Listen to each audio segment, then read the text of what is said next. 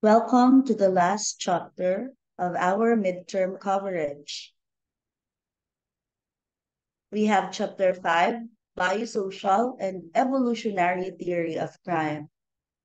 Once again, when we say biosocial, it is the combination of biological and sociological perspective in understanding criminal behavior. One of its theory is the biosocial arousal theory. It is also known as the arousal-seeking behavioral theory. It states that an individual's level of arousal works in conjunction with the social environment. When we say level of arousal, it means how ready a person is to perform a certain task, or it means the degree of stimulation. Our level of arousal depends on our social environment. People's brain function differently due to both genetic and environmental factors. This theory strongly believes that the activities in your brain, such as the arousal level, it is influenced not only by genetic, but also by the environmental factors. Some brains are exceedingly sensitive to stimuli, whereas others are very insensitive. The people whose brains are sensitive to stimuli, these people has high level of arousal.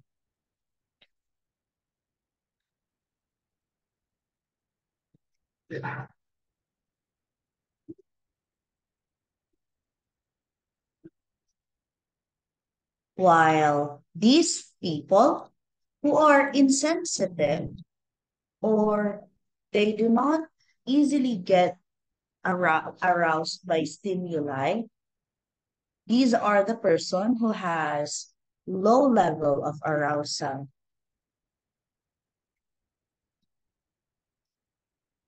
The people who are sensitive to stimuli or who has high level of arousal, it means that they do not need any other activities that will get them excited.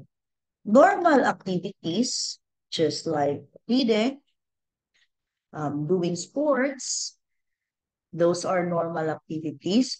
It excites them already.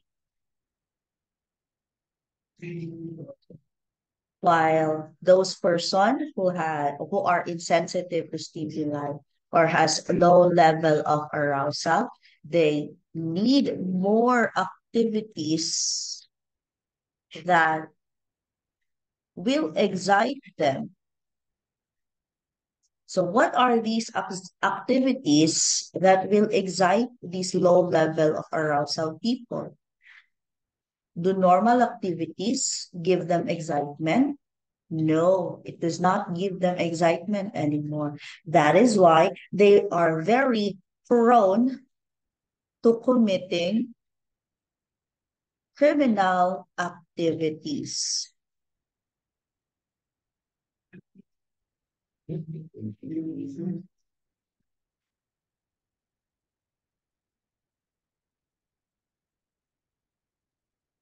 Now, the latter group has a higher probability. When we say the latter, the thing that we mentioned at the end of the sentence, which is the people who are insensitive to stimuli, they have higher probability to be a law violating individuals.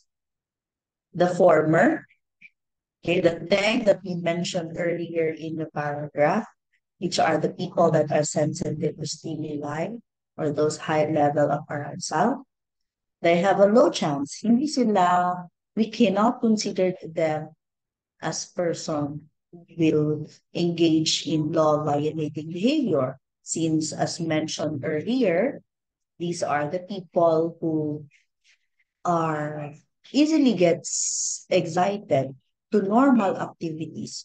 So they do not need to resort to other kinds of activities to keep them aroused.